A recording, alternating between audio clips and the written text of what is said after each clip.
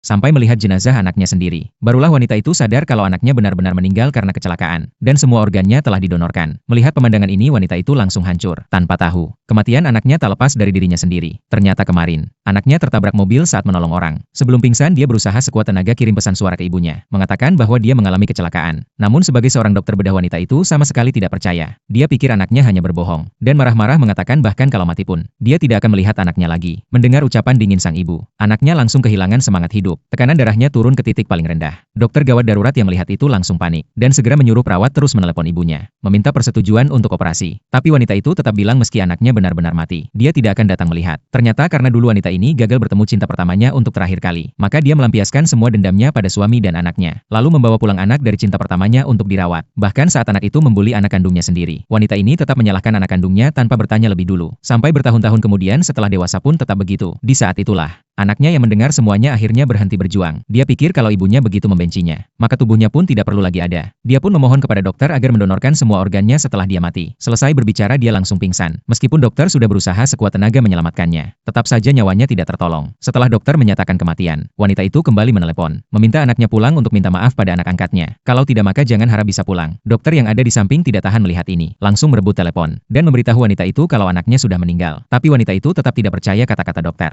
Dia pikir dokter itu adalah temannya anak yang sedang berbohong padanya. Mendengar ini dokter pun tak tahan lagi, langsung memarahi wanita itu karena tidak punya hati sebagai seorang ibu. Tapi sebelum selesai bicara, wanita itu sudah menutup telepon. Meski begitu, tim medis tetap memutuskan untuk memenuhi wasiat terakhir anak itu, dan menghubungi tim khusus untuk mendonorkan semua organnya. Sementara itu wanita itu sudah sampai di ruang rawat anak angkatnya. Dia memberitahu anak angkatnya bahwa sudah menemukan donor jantung yang cocok, dan operasi transplantasi akan segera dilakukan. Tanpa tahu bahwa jantung itu milik anak kandungnya yang baru saja meninggal. Dan tanpa rasa bersalah wanita itu masih menjelekkan anak kandungnya di depan anak angkatnya, mengatakan bahwa dia selalu berbohong. Pagi tadi juga bohong bilang kecelakaan. Namun anak angkatnya berkata, anak itu hanya mencari alasan supaya ibunya lebih peduli padanya. Saat itu juga, wanita itu menerima telepon dari rumah sakit, memintanya segera datang untuk mengambil jenazah. Mendengar nada serius dari lawan bicara, wanita itu mulai merasa ada yang tidak beres, berniat segera pergi ke rumah sakit. Tak disangka, anak angkatnya malah menghentikannya, mengatakan kalau kakaknya memang kecelakaan, pasti akan menelepon langsung. Mana mungkin minta dokter yang telepon. Dia juga bilang kalau benar kecelakaan, pasti orang pertama yang dihubungi adalah ibunya yang seorang dokter bedah. Mana mungkin pergi ke rumah sakit lain. Mendengar itu wanita itu merasa masuk akal juga, tanpa tahu. Di dalam hati anak angkatnya justru berharap anak kandungnya cepat mati, karena dengan begitu tidak ada yang merebut kasih sayang ibunya. Agar wanita itu benar-benar yakin, anak angkatnya mulai mengarang cerita, mengatakan bahwa 2 hari lalu dia masih melihat anak kandungnya bermain di warnet semalaman bersama teman. Pasti sekarang kehabisan uang, makanya mau minta uang dari ibunya. Dan benar saja, mendengar itu wanita itu langsung mengesampingkan semua keraguan. Di saat yang sama, dokter di rumah sakit sudah mengirim jenazah anak kandungnya ke rumah sakit tempat wanita itu bekerja, dan momen ini kebetulan dilihat